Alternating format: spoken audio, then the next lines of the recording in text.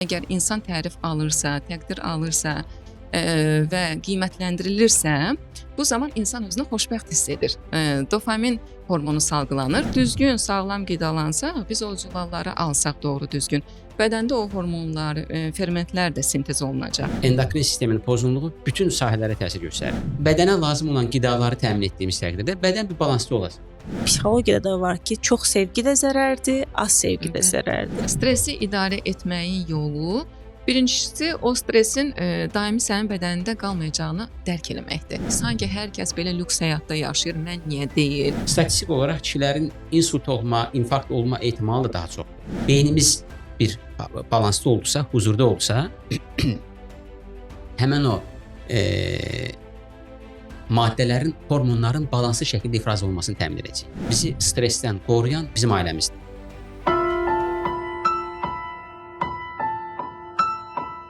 Əsas özüm, əsas gözümə xoş gəlmisiniz. Bildirmək istəyirəm ki, bizim verilişimizə Mediport Klinikasının sponsorluğu ilə baxırsınız. Bugün elə bizim qonaqlarımız Mediport Klinikasının həkimləri Pərviz Əsədov və Nərgiz Əsədova. Mövzumuz isə endokrin sistem və insanın həyatını yaxşılaşdıran hormonlarımız. Bu haqqda danışacağıq. Təbii ki, yenə mövzumuz axış etibarı ilə ola bilər ki, daha fərqli sahələrə gedə bilər. Çünki biz burada hər zaman axışda danışırıq. Spontan və hər kəsin, həkimlər belə olsa, öz düşüncələri, öz gördüyü təcrübələrindən qatdığı mövzular, yəni öz təcrübələri haqqında, pasientləri haqqında danışdığı mövzular olur. Bizə sorsa, biz psixoloq olaraq daha çox maraqlıdır serotonin, oksitosin, endorfin, dopamin. Bizə bunlar maraqlıdır. Amma bəs sizin təcrübələrinizdə bax, insanların ən çox yaşadığı bu endokrin sistemdə nələr olur? İlk öncə bir endokrin sistem haqqında danışaq.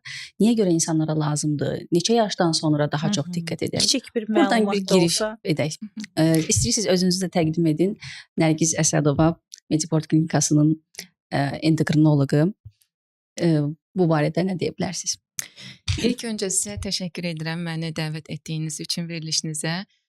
Bu arada demək istəyirəm ki, mən də sizin izləyicinizdən sayılıram. Çox aktual, gözəl mövzuları təhlil eləyirsiniz. Çox lazımlı bəyənirəm. Endokrinologiyaya gəlincə, endokrinologiya çox həm qarışıq, həm dərin bir sahədir. Həm də ki, tibbdə bütün sahələrə təsir edəcək, sirayət edəcək bir rolu vardır. Endokrinologiyanı mən biraz bədənin dirijoruna bənzədirəm. Yəni ki, o nə diktə edərsə, ruh halımızdan tutmuş, mərkəz sinir sistemindən tutmuş, bütün daxili orqanlarımıza kimi hamısı onun diktəsi altında çalışır. Eyni zamanda ruh halımız da endokrinoloji statusu dəyişə bilir. Yəni, məsələn, hansı durumdayıqsa, o duruma uyğun bizim, məsələn, stres hormonlarımız salgılana bilir. Məsələn, böyrək üstü vəzinin kortizol adlandırdığımız kortizol hormonu və yaxud da ki, xoşbəxt anımızda dopamin, serotonin hormonları salgılana bilir. Yəni, bu zəncirvari bir-biri ilə əlaqəli olan bir sistemdir. Bəs hormonlar misal üçün indi belə deyim də daha çox sosial mediadan hər kəsin heç bilməsələr belə bu haqqda kiçik də olsa məlumatları var və bununla da bağlı çox yanlışlar da baş verir. Yəni yanlış nədən irəli gəlir?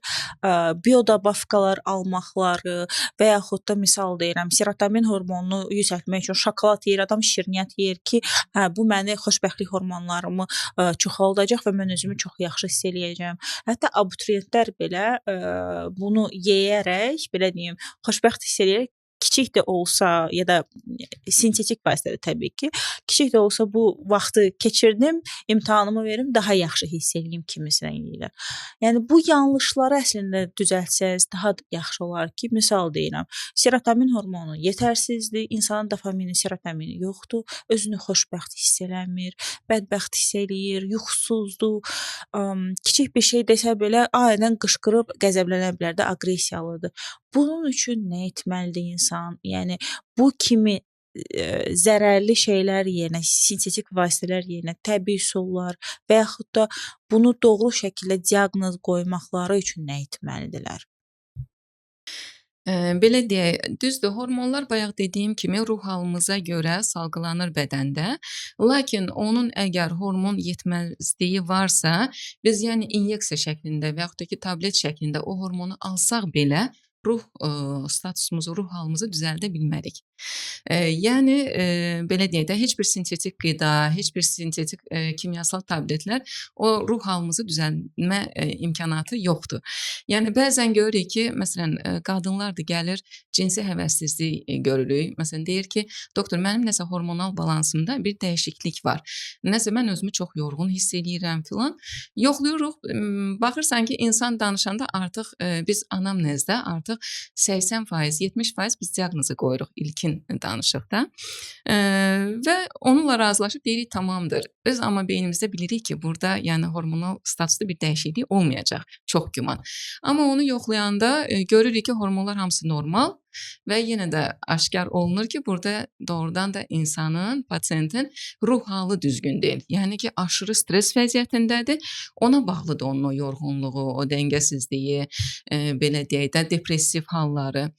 Ona görə ümumiyyətlə endokrin sistem necə çalışır? Tutaq ki, məsələn, ana bətnindən başlasaq, ana orqanizmində hormonlar o dövrdə dölün inkişafı üçün belə deyək də o rolu oynayır. Dölün böyüməsi üçün. Uşaq doğulduqdan sonra isə hormonlar başlayır artıq orqanizmdə homeostaz rolunu oynamağa. Homeostaz nə deməkdir? Bədənin tarazlığını qoruyur. Tutaq ki, məsələn, şəkər yeyirik. Tutaq ki, indi ən çox da paketə girmiş qidalarmı deyək, doğal karbohidratlarmı deyək, ən çox ona meyillidir insan. Onu yeyirik, bədən nə edir? Qanda qlukozanın səviyyəsi artır və bunu tarazlamaq üçün mədə-altı vəzi insulin hormonu ifraz edir ki, onu normaya gətirsin. Və yaxud da ki, stres keçirdirik. Stres anında nə olur? Böyrək üstü vəzi hormonları dediyimiz kortizol, adrenalin bu hormonlar işə düşür və bədən sanki o stresi yatırmaq üçün o hormonları salgılayır. Və yaxud da məsələn yod əsas mikroelementdən biridir. Onu biz əgər normal dozda qəbul etmiriksə bədənə, bu vaxtı qalxanvari vəzi sanki fəryad edir ki, burada bir yetməməzlik var. Ümumiyyətlə endokrin sistem əks əlaqə prinsipi üzrə çalışır. Yəni bədəndə bu yetmirsə, onu beyin hipofiz dediyimiz vəzi o komanda verir orqanlara, daxili sekresiya orqanlarına ki, bu hormon salgılansın. Yox, artıq dərəcədədirsə blok edir. Yəni o tarazlığı qorumaq üçün endokrin sistem çalışır.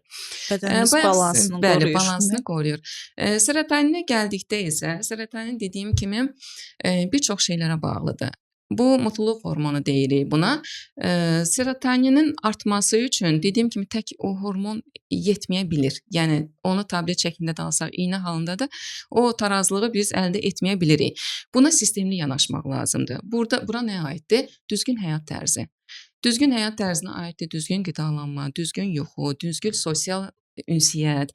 Yəni doğru, düzgün sosial cəmiyyətdə də əgər insan tərif alırsa, təqdir alırsa və qiymətləndirilirsə, bu zaman insan özünü xoşbəxt hiss edir.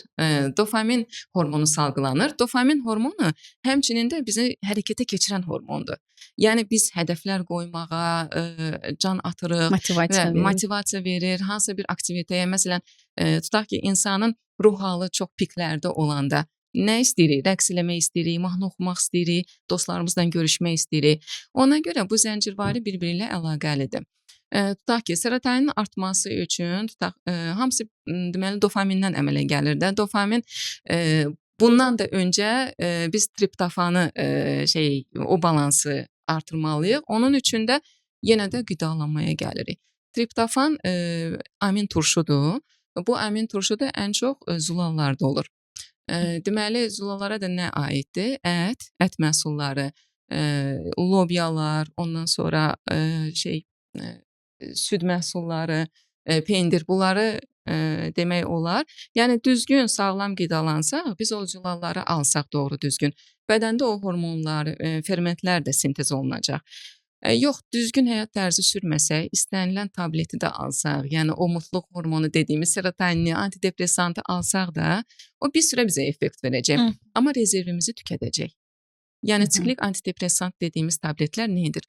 Onlar bədəndə serotonin hormonunu artırır, amma bir sürəlik artırır. Fikir versəz ki, antidepressant içən insan bir sürə xoşbəxt olur. Amma bir süre sonra o dozuna yetərsiz olur və dozu 2 qat, 3 qat hətta artırmaq məcburiyyətində qalır. Eyni zamanda kofe. İndi ən aktual saydığımız kofe çox dəbdədir. Durar-durmaz insanlar Həqiqətən. əhval-ruhiyyəsini qaldırmaq üçün, özlərini belə də aktivitetini aktivləşdirmək üçün həmən dərhal kofe içirlər, çox yanlışdır. Birincisi endokrin sistemindən yanarsaq, səhər piklərində bizim böyrək üstü vəzi hormonumuz kortizol çox yüksək olur və o arada da biz kofeini bədənə qəbul edirik və şəkərlərimizi daha çox qaldırırıq. Kortizol bir yandan qaldırır, kofein də bir tərəfdən. Və nə edirik? Doping effekti verir, bədən birdən-birə qalxır və bir süre sonra da tezdə tükənir və növbəti günü siz və yaxud da ki bir aydan sonra görürsünüz ki o bir bardaq içdiyiniz kofe sizə yetərsiz gəlir.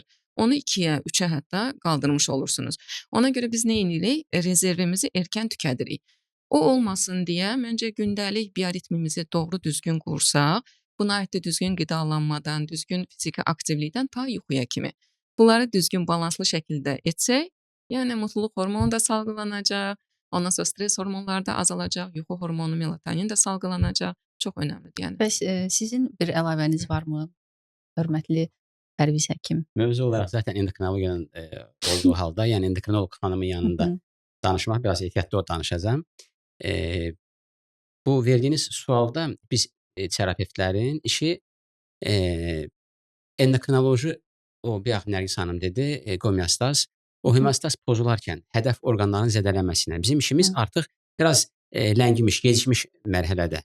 Orqanlar zədələndikdə pasientlər bizə müraciət edir və nəzərə alsaq ki, bayaq vurğulandığı kimi insan idarə olunur sinir və humoral sistemlə, yəni endokrin sistemin pozğunluğu bütün sahələrə təsir göstərir. Yəni tək terapevt yox, nevroloq, nefroloq, ginekoloq, kardioloq, gastroenteroloq, pulmonoloq hər bir sahəyə təsir edə bilər.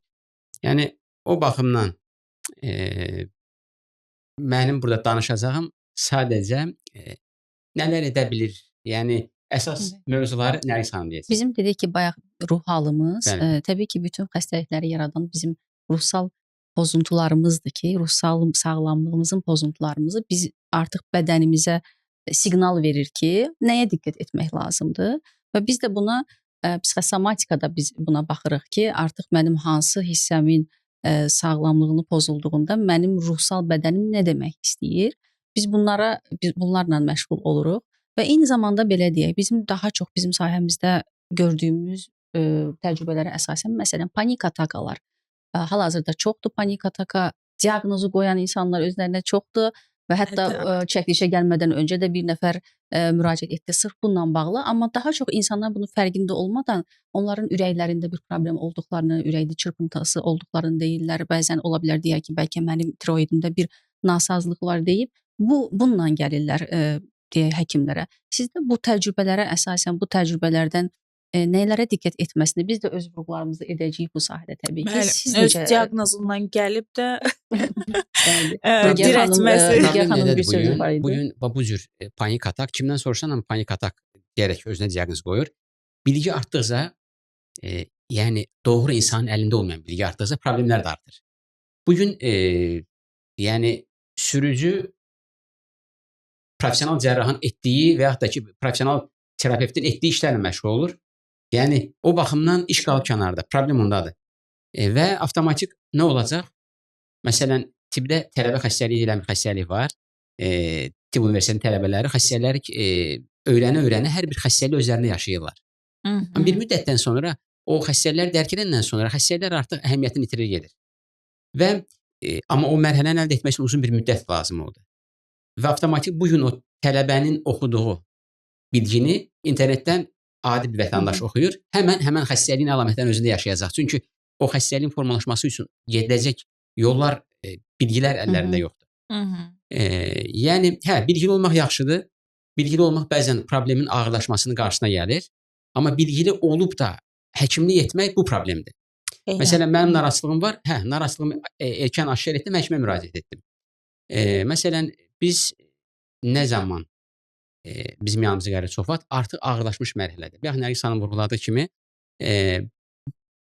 kənarın məsələn sinir sistemi və endokrin sistem bədəni balansda saxlayır. Bədənə lazım olan qidaları təmin etdiyimiz təqdirdə bədən bir balansda olacaq. Yəni hormonlar dediyimiz qida ilə yanaşı rejim və beyin aydınlığı, beyin rahatlığı. Bu gün bizim qidamız normal deyil, rejimimiz, yuxu rejimimiz qaydasında deyil və beynimiz də narahatdır. Çünki sürətli bir zamanda yaşayırıq və çatmalıyıq, yetişməliyik. Biz dayanmadan çatmayacaq qorxusundayıq. O baxımdan artıq üzərimizdə bir stres var. Yəni sakit olduğum təqdirdə belə mən artıq yetişməyəcəm qorxusu var.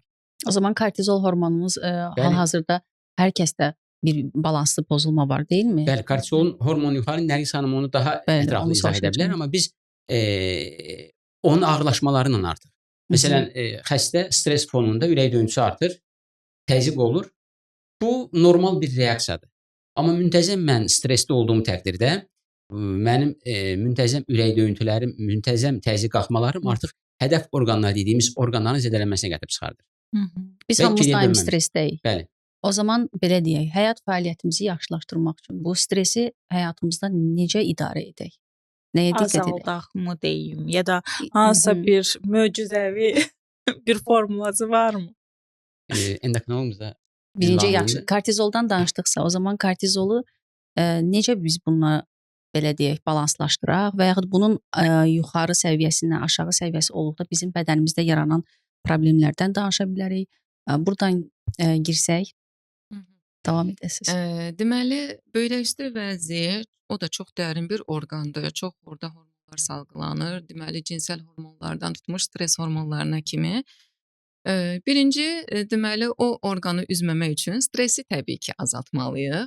Yəni stresi azaltmağın da yolu, yəni stres təbii ki, indiki nə qədər desək də ki, stresi azaldın. Bu, yəni baxırsan ki, biraz qeyri-mümkünsüz sayıla bilir, amma digər tərəfdən də çox da mümkündür. Yəni biz nəzərə alsaq, çox insanların yəni stresi hardadır? İş yerlərindədir, ailə içində olur stres. Yəni bunu biraz sizi kimi psixoloqlarla bir danışmanların da bizə çox köməyi olur, dəstəyi olur bu sahədə. Yəni mən özüm də pasientləri yönəldirəm. Tutaq ki, görürəm ki, insanda hormonal disbalans varsa, yəni onu birinci nömrə deyirəm ki, sən psixoloq bir danışman tap, onunla danış, bir sinir sistemini rahatlaşdır. Ondan sonra gəl, orada nə çatmazsa, yetməməzliyi varsa, biz onu yerinə doldurub qoyarıq. Amma ki, baxırsınız ki, əgər biz onu anlasaq ki, yəni stresi idarə etməyin yolu, birincisi o stresin daimi sənin bədənində qalmayacağını dərk eləməkdir. Yəni necə deyirlər ki, hər şey keçicidir. Yəni əgər işdəsinizsə, yəni onun da bir yolu var stres atlatmanın. Sən bayaq Rügə xanımın dediyi kimi şokolad yeyir, nə bilim serotonin hormonunu artırmaq üçün filan. O da hardasa bir doz artıra bilər. Amma yəni qalıcı effekt deyil. Birinci növbədə mən hesab edirəm ki, insanlar əgər doğru düzgün disiplin qaydalarına riayət eləsələr, məsələn, zamanında yatıb, zamanında erkən dursalar, bu artıq özü serotonin hormonunun salgılanmasına imkan yaradır. Serotonin də rahatlıq hormonudur. Rahatlıq varsa, sənin kortizolun niyə piklərdə olsun ki? Yəni sən belə deyək də, serotonin dediyimiz mutluluq hormonudur, xoşbəxtlik hormonu. Serotonin də bədəndə çevrilir melatoninə. Siz fikir vermisinizsə, xoşbəxt insan gecəni necə yatır? Rahat yatır, düzdür? Bir stres, gərginlik içində olan insanın yuxusu ərşə çəkilir, gecə yata bilmir. Demək ki, yenə də bağlanırıq sinir sisteminə. Bu, yəni sinir sistemindən, mərkəz sinir sistemi, o da bir kapitandır da bədənin. O necə əslində hər şey komanda bir verirsə, zincirvari şəkildə işləyir. Bədəndə yəni heç bir orqan ayrıca çalışmır. İstər yəni mərkəz sinir sistemindən tutmuş qan damar sisteminə kimi, endokrin sisteminə kimi hamısı bir vəhdət halındadır. Yəni bayaq dediyim kimi endokrin sistem də hamısına sirayət edir. Dermatologiya, kardiologiya, ginekologiya, mərkəz sinir sistemi.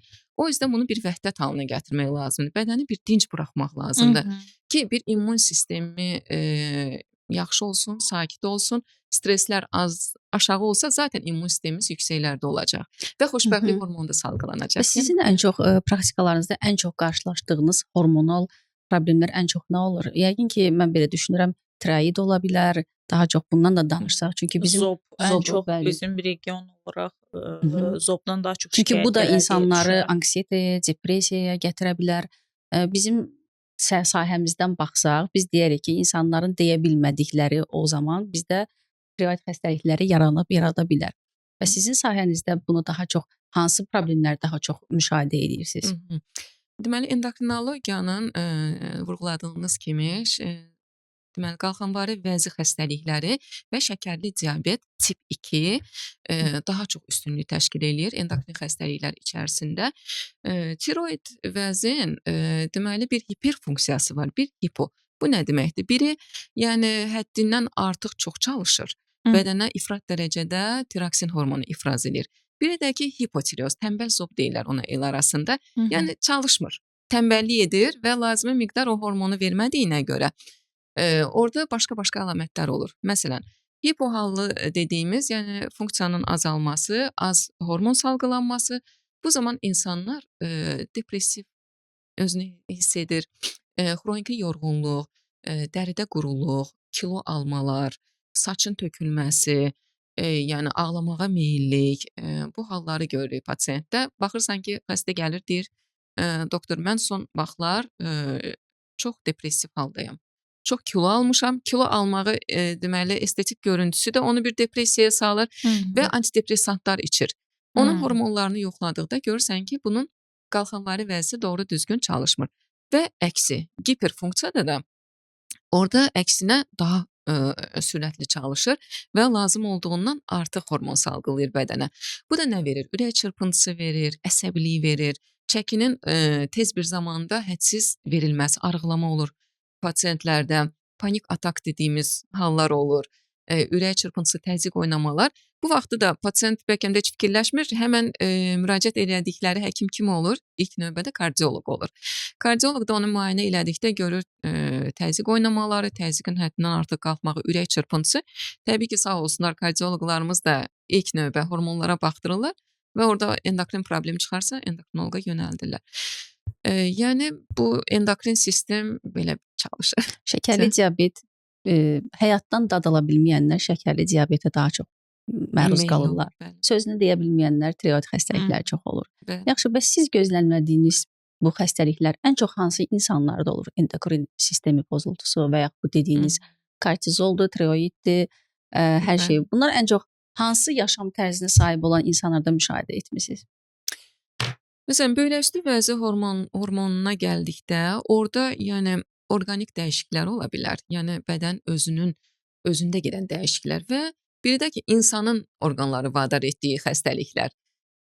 Ya məsələn, içdiyi preparatlar poza bilər, hər hansı bilgisiz şəkildə. Nə olsun ki, vitamin deyirik, mikroelement deyirik, amma o da bədənimizin balansını poza bilir. Əgər lazımi miqdardan artıq qəbul olunarsa. Və yaxud da ki, doğru düzgün olmayan həyat tərzi, stres, məsələn, dediyiniz kimi hansı aktivitelər pozur?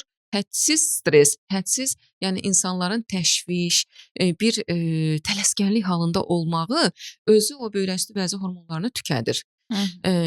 İnsanlarda qəribə bir sanki xəstəlik deyərdim buna, sosial şəbəkə xəstəliyi də adlandırmaq olar. Yəni sosial şəbəkədən, bəli, mavi ekrandan baxıb da o luxury həyatı, yəni önəmsəmək, sanki hər kəs belə lüks həyatda yaşayır, mən niyə deyil? Yəni bu özü də bədəndə stres salgıladır. Biz kortizolu biraz stres hormonu kimi vurğuladıq. Ancaq çox hədsiz dərəcədə sevinəndə də stres hormonu salgılanır. Məsələn, hədsiz sevgi, hədsiz bir şeyi sevinmək, o özü də, amma o yaxşı tərəfdən salgıladır.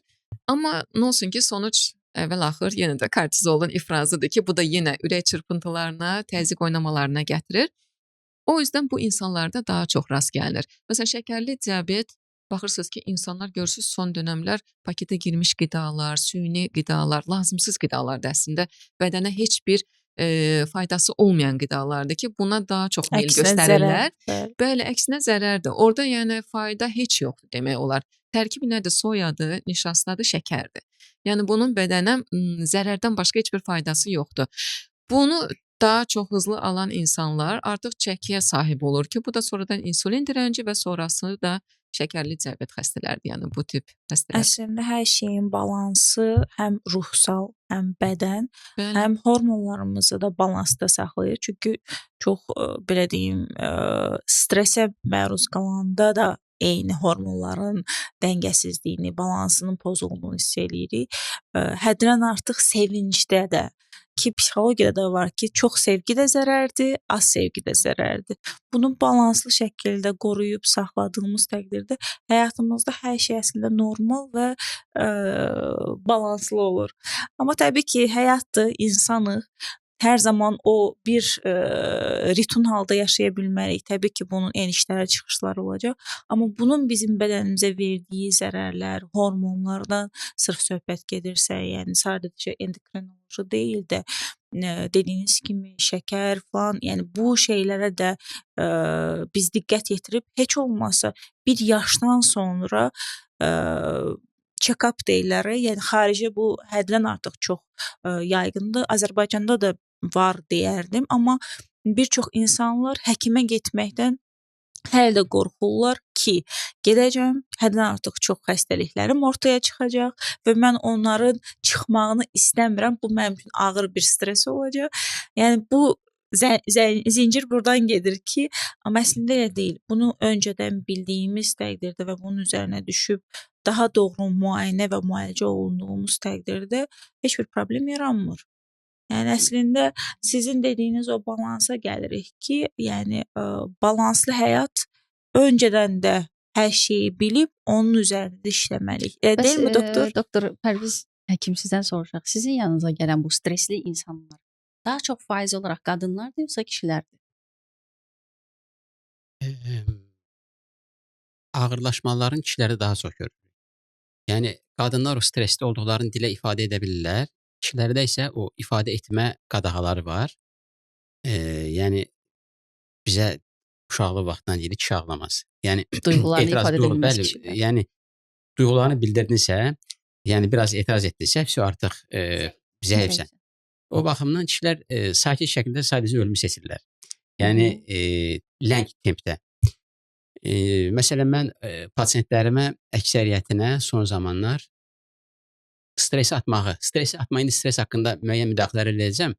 Görürəm, yəni endokrinologiya müdaxilə etməliyəm ki, mən danışım, terapevt olaraq sakit qalasım yoxsa burada. Pasientlərimə 3 həftədən bir məsləhət görürəm, şəhərdən bir kənar yerə qışqırılsın. Qışqırılsın, yəni kiməsə yox. Çünki biz fərqində olmadan artıq vərdişlərlə kimlərdənsə dayanmadan streslər alırıq. Bu rəhbərlik ola bilər, bu xanım ərindən ola bilər və yaxud da uşaqlar artıq böyüklər olub, yəni biz böyüklər kiçik olmuşuq. Yəni uşağa da söz deyə bilinmir və daha doğrusu deyilə bilinir. Doğrunu deyə bilmirik. Doğrunu bilmədiyimiz üçün bugün bilgi baxımından uşaq daha bilgilidir. Biz geridə qalmışıq. Yəni uşaqla eyni müstəviyə gəlmək üçün bəli biz də inkişaf etməliyik. Yəni eyni dildə danışmamız üçün. Fərqli dilləri danışdığımız üçün birimizi anlamır. O baxımdan bu streslər yığılır. Nə olur? Yararsızam. Dayanmadan beyində yararlı olmadım. Bir valideyn kimi valideyn olmadım. Bunlar hamısı psixoloji olaraq tükəndirir. Xroniki streslərdir bunlar hamısı. Məsələn, niyə kişi deyirəm? Statistik olaraq kişilərin insult olma, infarkt olma ehtimalı da daha çoxdur. Bu kişi hormonları ilə, indi Nərgiz xanım ola bilər hormonları onu vurğulasın, amma hormonlarla birbaşa hormonların da üzərinə yıxaq, amma hormonu o işə salan nədir? Beyindir. Məsələn, biz stressdən danışdıq. Keçən bizim çəkilişimizdə idi, ya xatırlamıram, stres haqqında danışdıq. Stres dedikdə biz pis bir şey deyil. Stres yararlı bir şeydir və stres insanı inkişaf etdirir. Stres olmadığı təqdirdə inkişaf yoxdur. Amma problem bugün dayanıqlı. Məsələn, stres bir həddə olmalıdır. Stresin bədənə yararlı olması üçün bir həddə olmalıdır. Biz real stresdə deyilik, real olaraq stresdə deyilik. Stres əslində bizim təkamül olaraq təbiətdə var olduqsa, və ya ki bir şirin bizə hücum etməsi nəticəsində yaranan stresimiz daha real stresdir. Bəli. Biz amma hal-hazırda oturmuşuq, real heç bir şey yoxdur, amma biz sadəcə stressdəyik. Bu da bizi narahat edən, deyilmi? Odur və bugün stresin daha çox bizə zədə vurmasının kökündə komfortumuzun, rahatlığımızın artması durur. Məsələn, bizim bugün intervalımız çox məhdudlaşıb. Məsələn, biz stresə qalib gəlmək üçün burada məsləhətlər veririk. Rahat olun, disiplinli olun falan. Ola bilmirəm. Nə edim, yaxşı ölüm onda. Nə edəcəm, yaxşı mənim stresim məni öldürməsin deyə. Məsələn, idman məsləhəti görürük. İdman fiziki aktivliyi artıraraq kortizolun hər qızığa qarşı həmən küllü miqdarı tökülməsinin qarşısını alır. bədənim artıq dözümlü olur və yaxud da ki, soyuq duş pasientlərə məsləhət görürük. Kontrast. Bəli, kontrast duş. Bu kortizolun balanslı şəkildə ifraz olmasının təmin edir. Və yaxud da yuxu haqqında danışırıq. Biz keyfiyyətli yuxu. Yaxşı, mən formalaşaraq zəif formalaşdırılmışam. Güclü deyiləm. Mübarizə apara bilmirəm. Nə edə bilərəm? Yəni stressdən qurtulmam üçün sadəcə yuxu rejimini qaydaya qoymaqla, məsələn, dində yuxuya çox önəm verilir. Yuxu. Bir sıra göstəricilər, ibadətlərdə filanda ölçü olaraq yuxu götürülür. Və son tədqiqatlarda, məsələn, biz epifizdən danışdıq, Nərgiz xanımın sahəsinə müdaxilə edəcəyik. Epifizdə bir neçə maddə ifraz olunur. İndi maddələrin adlarını tam xatırlaya bilməyəcəm, amma xatırladığım 4 hormon var idi ki, onlardan melatonin idi, serotonin idi, dimetil triptamin və bir maddədir, onun da adını xatırlaya bilmirəm. Məsələn, melatonin haqqında çox eşitmişik, yuxu hormonu da deyirlər. Serotonin haqqında danışıldı. Üçüncü bir adını unutduğum, o da serotonin kimi bir effekt verir. Dimetil triptamin deyilən bir maddə, ona keçmişdə ruh maddəsi də deyirdilər.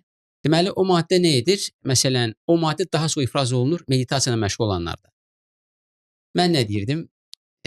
O maddə insanın kainatla mı, yaradanla mı əlaqəsini qüvvətləndirən bir maddədir. O yüzden məsələn meditasiyayla məşğul olanlar bir rahatlığı da olur. Sifətlərinə baxırsa bir huzur var, xoşbəxtlik var. Adam pulu yoxdur, qidası yoxdur, qarnı boş, cibi boş, amma bir rahatlıqdadır, xoşbəxtlikdədir. Yəni beynimiz bir balanslı oldusa, huzurda oldusa, həmən o maddələrin, hormonların balanslı şəkildə ifraz olunmasını təmin edəcək. Bugün bizim məsələn pasientlər yanımıza gəlir ki, doktor, immunitetimi artırmaq üçün mənə bir dərman. Yəni immunitet artan bir şey deyil. İmmunitet vahiddir. Mümkün deyil artırmaq. İmmuniteti yayındıran səbəblər var. İmmunitetimiz məsələn bizim xroniki stresimiz dayanmadan immuniteti yayındırır. Sovetlər dövründə məsələn başqa ədəbiyyatlarda rast gəlməmişəm. Bir tip məqalələrindən birisi, yəni rəsmi bir diaqnoz deyildi. Deməli istirahət xəstəliyi deyilən bir. Rusiyada bolezin oddığı idi, istirahət xəstəliyi. Adam dayanmadan aktiv işləyən insan istirahətə gedən kimi başlayır xəstələnməyə. Niyə? Xroniki stres fonunda immun sistem aktiv vəziyyətdə çalışır. İstirahətə gedən kimi immun sistem ani düşür aşağı və adi bədənimizdə olan mikroblarla biz özümüz xəstələnirik. O baxımdan, yəni bayaq dediyimiz stres lazımdır, dozalı şəkildə lazımdır. Yaxşı, bizim stresimizin bizə ziyan etməsini qarşısı almamız üçün balanslaşmış fiziki aktivlik, yuxu rejiminin mütləq qaydasında olması, balanslaşdırılmış qida, keçən dəfə biz çəkilmişdə vurguladığımız miqdar yox, keyfiyyət. Qida nə qədər miqdarı azdırsa bədən üçün o qədər xeyirdir. Və bir də biz fiziki aktivlikdən danışanda bugün hamı idmanla məşğul olur. İdmanın özü bir stresi sevilir bugün. Yəni mən idman zalına getməm üçün şəhərin bir başından o biri başına gedirəm. Tıxacılarla falan, yəni idmana çatanda artıq mən stresli oluram. Və gəlirəm təlimçi də bir yükləmələr verir, o da bədən üçün bir stres. Və yaxud hər hansı bir səbəbdən idmana gedə bilməyəndə artıq bəli, o da stres yaradır ki, yəni idman normada. Bəli, idman olmalıdır, amma idman mənim həyatımın içində olmalıdır. Amma yəni, bizim huzurlu yaşamağımız üçün ürək döyüntülərimizin az olması lazımdır. Bəli. Amma biz idmanla ürək döyüntülərimizin çoxluğu, o zaman biz bunu stresdə saxladığımız zaman necə? Biz bir danışdığımız kimi dozalanmış bir stresdir.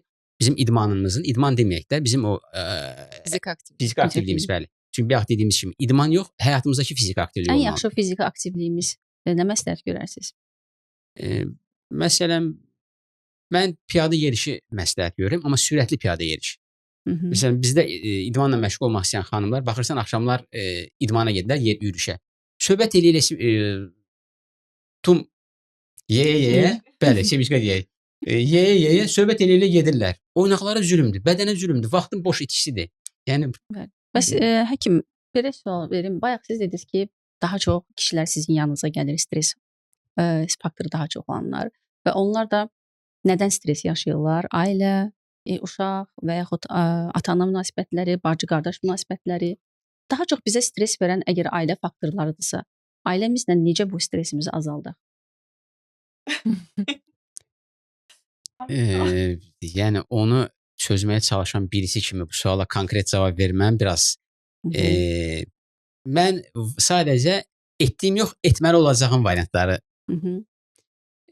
Əslinə qalsa stresimizin bu gün bəli, biz streslərdən qurtula bilməyəcəyik. Çünki bizim bugünkü həyatımızda Qadın kişi fərq etmir. Yəni qadın qadınlarımız kişi bəli fərq etmir. çoxdur ki, Stres ailədə daim stres var. Stressdən qurtulaq. Məsələn, bayaq Nərgiz xanım vurğuladığı kimi, sevinc özü də kortizol miqdarını artırır və bir müddətdən sonra sevincin çoxluğundan intihar edən insanlar var. Niyə? Dayanmadan sevinclərlə kortizol miqdarı yüksəkdə qalınır və bir müddətdən sonra kortizolu tükəndiririk. Necə ki, o xroniki baskı altında olan insanla xroniki sevinc altında olan insanın heç bir fərqi olmur. Məsələn, rahat həyatdan nə qədər intihar edən insanlar var. Avropada intiharların sayısının çoxluğu. Aşırı rahatlıq, aşırı komfort. Ailə həyatına gəldikdə, bəli, o bizi stressdən qoruyan bizim ailəmizdir. Biz ailədə rahatlanıb döyüşə çıxmalıyıq. Hər gün döyüşə çıxırıq həyatda. Bəli, cəngəllik qanunlarıdır, heyf ki belədir. Ailədə bu balansın qorunması heyvanat alimindən götürək, yəni insanları qoyaq qırağa.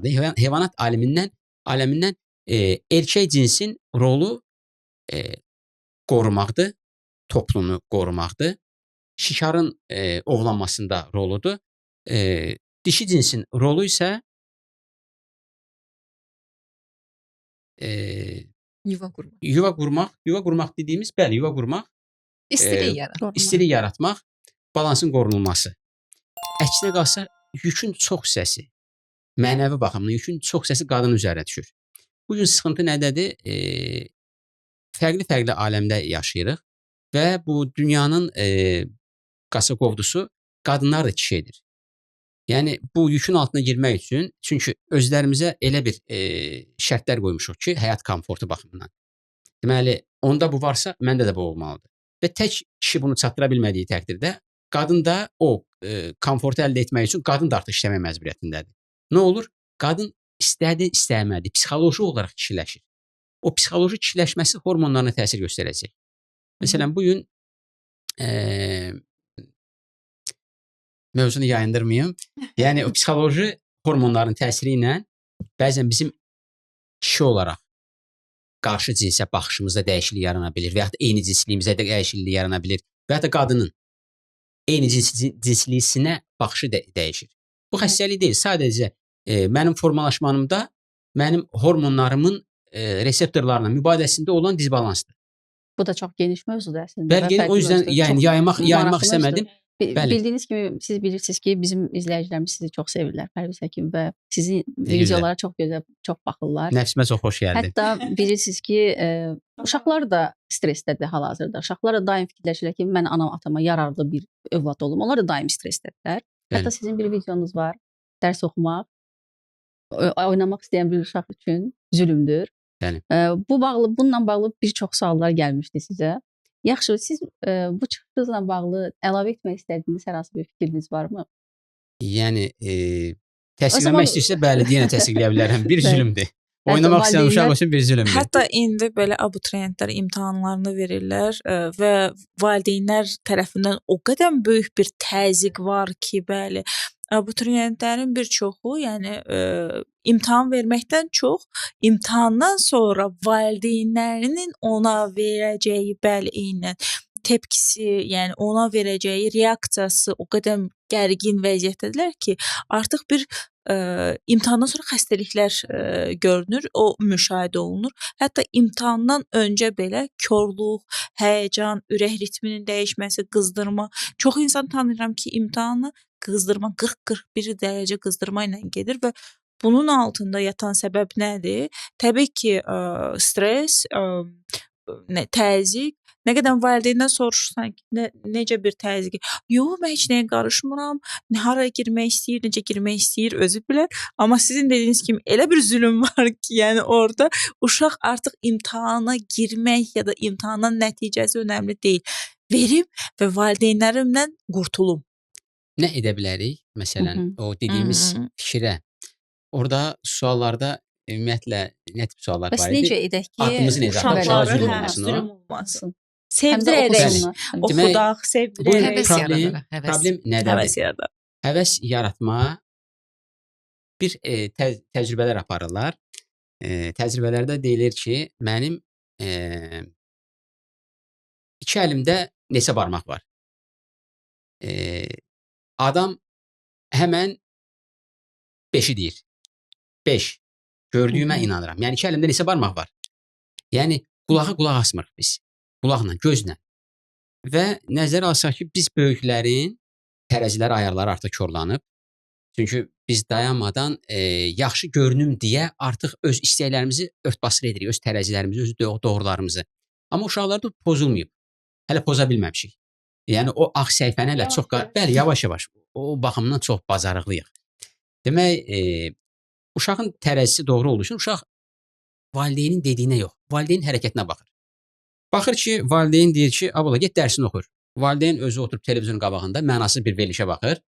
Və yaxud da telefon əlində, deyir telefon oynama, amma öz əlində telefon. Və yaxud da deyir ki, bu fənni sevməlisən. Baxır görür ki, atası hansı bir universiteti bitirib, amma bitirdiyi sahə ilə məşğul olmur. Gedir tamam başqa sahə ilə məşğul olur. Yaxşı, sənin dediklərin əgər həqiqətdirsə, həyatda öz tətbiqini tapmayıb. Avtomatik valideyn dedikləri qüvvədən düşür. Bu valideyn yenə deyirəm, valideyn pis deməkdən getmir söhbət. Sıxıntı birinci sıxıntımız bizim ünsiyyətimizin olmamasıdır. Mütləq övladlarımızla ünsiyyətə girməliyik. Övladlarımızla ünsiyyətə girəndə biz dayanmadan uşaq kimi ona yanaşırıq. Yox. Mən yaşlımla necə söhbət edə bilərəm? Düzdür, çox dərinliklərə girmədən necə söhbət edə bilərəm? Mənimlə necə danışılsa xoşuma gələ bilər? Bəli, övladlarımızla o şəkildə danışacaq. Bugün övladlarımız bizə qorxduqlarından qulaq asırlar. Yəni, qulaq asılmayacaq, qulağımın dibindən bir dənə şillə vurulacaq. Zaten valideynin bunun kimi göstərir. Əgər girə bilmədiyi mövzudursa, həmən stolun üstə bir yumruq vurulur, get dərsini oxu. Yəni, yenə də ünsiyyət qırıldı. Birincisi, valideyn olmaq öyrənəcək. O öyrənildiyi təqdirdə zaten mən missiyamı edirəmsə, uşaq da öz missiyasını edəcək. Biz keçən verilişlərimizdə danışmışdıq. Uşaqlarımızı tanımalıyıq. Bəli, tanımalıyıq. Bir əziyyət tələb edir. Uşaq dünyaya gətirildi, formalaşdırıldı, bunu yeməyə verildisə, bu missiya deyil. Siz, bəli.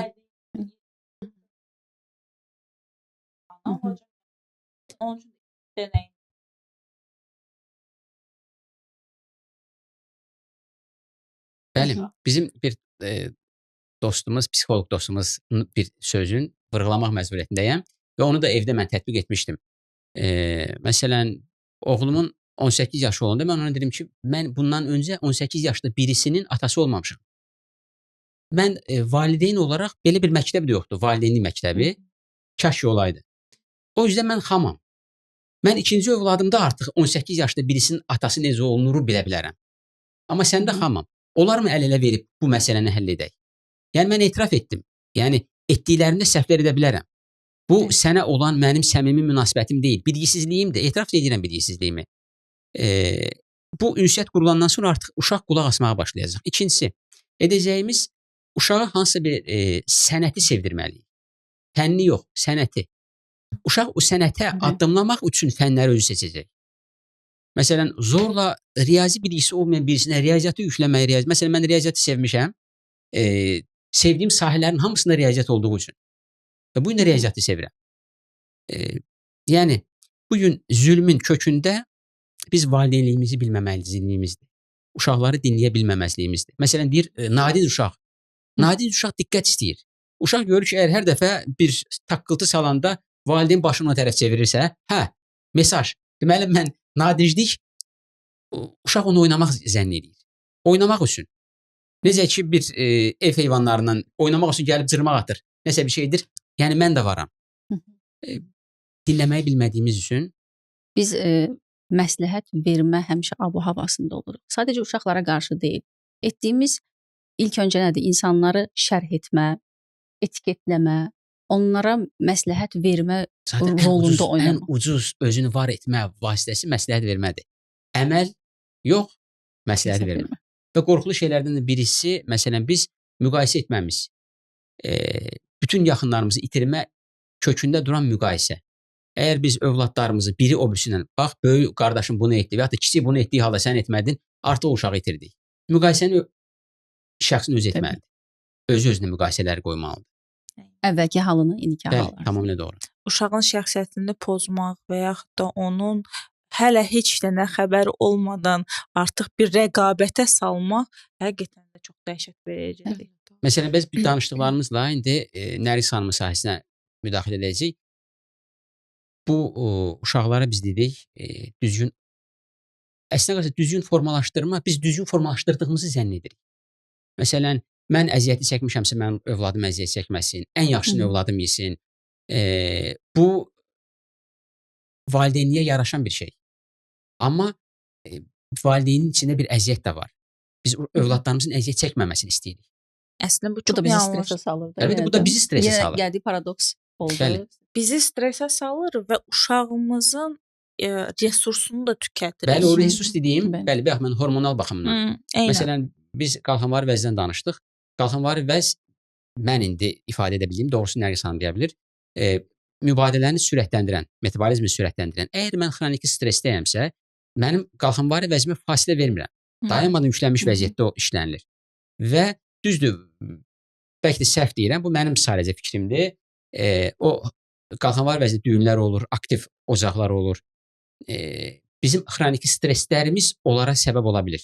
Bilməm, bəlkə də yanlış deyirəm. Çox doğru deyirsiniz. Çünki endokrin sistem zaten elə adından da bəlli neyrohumoral sistemdir. Tək endokrin sistem özünə çalışmır ki, yəni sinir sisteminin təsiri altında bir-birinə çox sıx əlaqəsi var. Ona görə düz deyirsiniz. Çox sağ olun gəldiyiniz Çox üçün. sağ olun, Təbii ki, həqiqətən bu çox ilk gözəl deyil. mövzu Yenə axırda olacaq bizim söhbətlərimiz. Ona İnşallah. görə biraz tamaşaçılarımızı, izləyicilərimizi yenə həyəcanda qoyaq, yenə gözləmədə qoyaq. Amma çox Hı. gözəl söhbət oldu. Həqiqətən də Əlbəttə. çox sağ olun ki, insanların həm bədəninin, həm də nevroloji sinir sisteminin balansını necə saxlayacağını, ən azından Pərviz doktorumuz Bəli. valideynlərlə bağlı olan bu Bu mövzusu. mövzu haqqında çox danışmaq olar. Bəli, həqiqətən də. Çox dərin mövzu. Biz bunun çox başqa bir videoya ayrılıqda Mütləq ki, dərinliyə axırıncıdır bu. Yəni axırıncı deyil, axırıncı olacaq. İnşallah Eynən. yenə sizi qonaq edərik. Təşəkkür edərəm. İndilik hələ ki sağollaşaq. Bəli, çox Növbəti sağ olun görüşlərdə videonuz. görüşək. Çox sağ olun. Siz Özünüzə də yaxşı sağ olun. baxın. Sağ olun. Sağlıqla Təşəkkür qalın. edirəm. Sağ olun. Sağ olun.